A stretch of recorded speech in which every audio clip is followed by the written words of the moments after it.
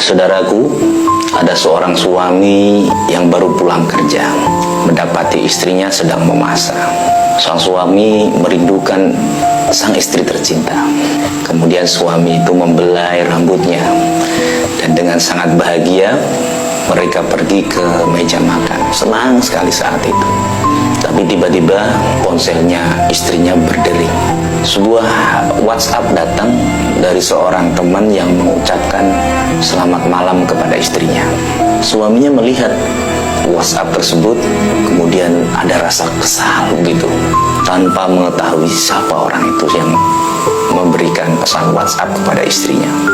Kemudian dengan menggerutu wajahnya, dia meninggalkan meja makan dan pergi ke kamar tidur dengan begitu membawa kekesalan di dalam tidurnya. Tanpa makan malam, sontak sang istri menatap suaminya dan berpikir, ya Allah, dia tidak benar, juga tidak ingin tahu siapa orang itu. Dia marah dengan WhatsApp yang sederhana. Aku akan merayunya. Dia bukan anak kecil dan tahu apa yang dia lakukan, kata istrinya. Jadi dia tetap di meja makan seorang istri itu untuk menyelesaikan makan malam. Dan kemudian setelah makan malam, sang istri tersebut pergi untuk tidur di kamar tidurnya. Kemudian pasangan tersebut tidur saling membelakangi. Biasa kalau ketika kita marah bersama dengan istri, ada sebuah ganjalan gitu, pasti biasanya tidurnya miring, saling membelakangi. Dan pada tengah malam, wanita itu mulai berkeringat dingin karena demam dan tidak dapat berbicara. Dia membalikkan badannya dan menyentuh punggung suaminya dengan harapan suaminya akan menengoknya.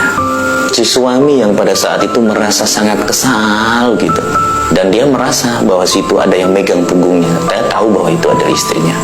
Karena masih marah, kemudian dia menepiskan tangan istrinya tanpa berbalik untuk melihat keadaan istrinya.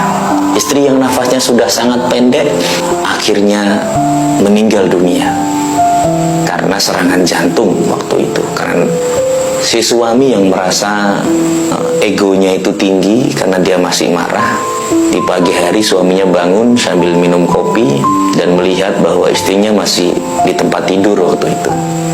Dia melihat bahwa istrinya tampak tidak sehat dan berpikir, ya sudahlah, saya tidak akan berbicara dengan istri saya sampai dia berbicara kepada saya terlebih dahulu. Biasa ego seorang suami membawa harkatnya dia, karena dia memang ditakdirkan untuk jadi pemimpin rumah tangganya, sehingga dia merasa ego gitu, merasa bahwa udahlah, biarin, kalau dia nggak negur saya akan negur dia gitu. Dan itu pasti teman-teman juga ngalami.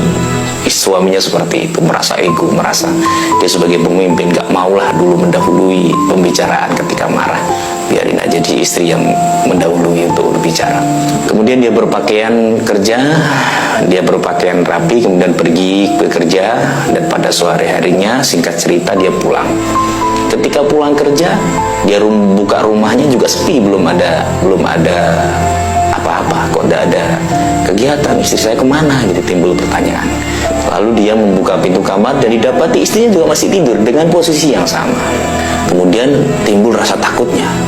Kemudian dia memanggil istrinya, Ma, dan kemudian dipeganglah tangannya, sudah dingin. Dia udah mulai merasa, wah ini nggak beres istri saya.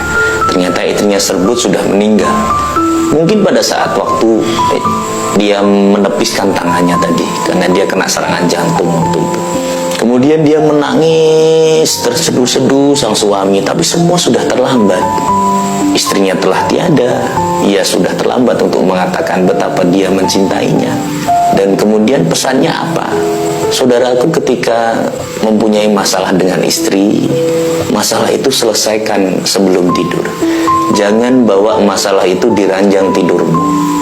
Jangan bawa masalah itu di ranjang tidurmu, sehingga ketika hal seperti ini terjadi, penyesalan tidak akan terulang kembali. Jadi jangan pernah pergi di kamar tidur dengan bersingkuran.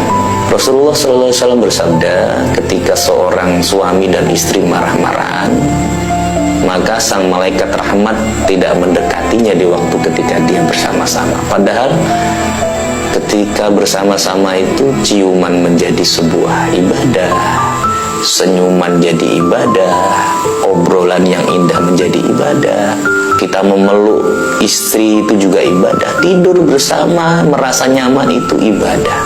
Maka kita tidak pernah mengetahui hari esok apa yang akan terjadi. Jagalah baik-baik istri Anda, jagalah baik-baik cinta Anda, cintailah pasangan Anda, jangan tunggu besok.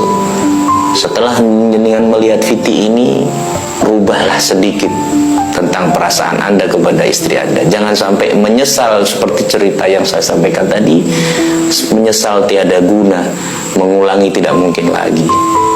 Maka yang diperlakukan dan yang diperbuat sekarang adalah kembali untuk mencintai istri seperti pertama kita bertemu, memajanya, memujanya, memberikan kata-kata manis sedikit, walaupun sedikit tapi itu bermakna dalam rumah tangga. Semoga keluarga kita sakinah mawaddah warahmah. Jangan lupa share dan follow